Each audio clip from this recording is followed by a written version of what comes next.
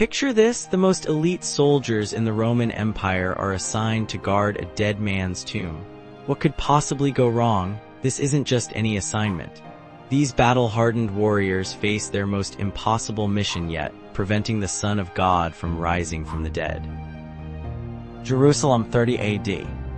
The crucifixion of Jesus Christ has just shaken the very foundations of the city, but death wasn't the end of the story. It was merely the beginning of the most extraordinary weekend in human history. The religious leaders who orchestrated Jesus' execution aren't celebrating yet. They're terrified. The chief priests and Pharisees rush to Pontius Pilate with an urgent request.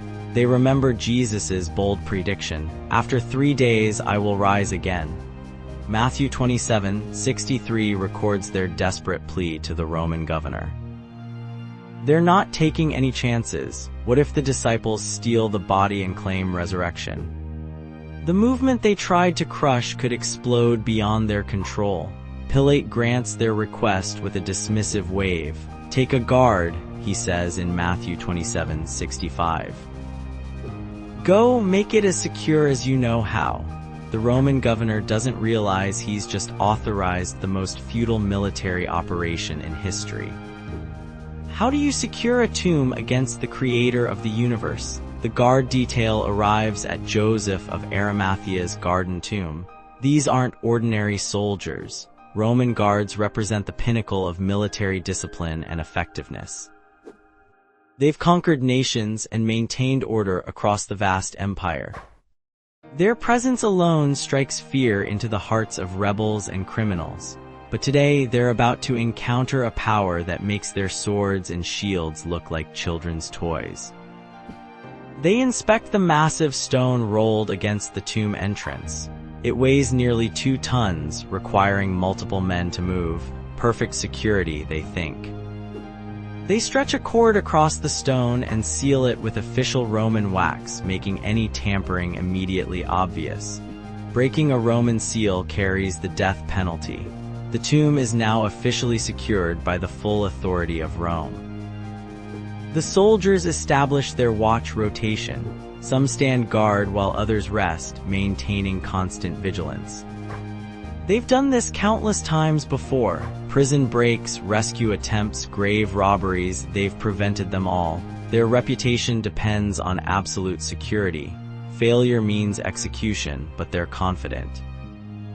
After all, they're guarding a corpse. As Saturday night fades into Sunday morning, something extraordinary begins to happen. The earth starts to tremble, not the gradual rumbling of a distant earthquake, but something far more powerful.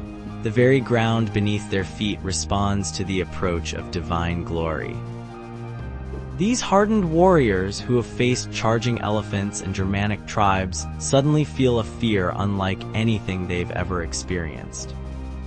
Matthew 28:2 describes what happens next. There was a violent earthquake, for an angel of the Lord came down from heaven and, going to the tomb, rolled back the stone and sat on it. The angel doesn't sneak around the guards or wait for them to fall asleep. He openly, boldly rolls away the stone that took multiple men to position. The Roman seal snaps like thread. The angel's appearance is terrifying and magnificent. His appearance was like lightning, and his clothes were white as snow, Matthew 28:3 tells us. This isn't a gentle, comforting presence. This is the raw power of heaven made visible. The guards, trained to stand firm against any enemy, collapse in terror. Matthew 28:4 records that the guards were so afraid of him that they shook and became like dead men. But here's the remarkable truth. The angel didn't roll away the stone to let Jesus out. Jesus, in his resurrected body, could pass through walls and locked doors. The stone was moved to let the witnesses in. The empty tomb wasn't for Jesus' benefit, it was for ours. When the guards recover their senses, they face an impossible situation. The tomb is empty, the body is gone, their careers, possibly their lives, hang in the balance. But something even more troubling gnaws at them. They've witnessed something beyond human understanding. They've seen the power of God firsthand. These soldiers, trained to report truthfully to their superiors, now face a dilemma. How do you explain the supernatural to a pragmatic Roman governor? How do you describe angels to men who worship Caesar? Some of the guards rush to the chief priests, seeking guidance and protection. The religious leaders, faced with the reality of the resurrection, choose denial over truth. They bribe the soldiers with large sums of money, instructing them to spread a lie. His disciples came during the night and stole him away while we were asleep. This story makes no sense. Roman guards sleeping on duty faced execution. Dead men tell no tales, yet these guards are alive to tell their story. The sealed tomb and Roman guard represent humanity's futile attempt to contain God's plan. The resurrection wasn't prevented by Roman seals or intimidated by imperial authority. Christ conquered death itself, making every human barrier meaningless.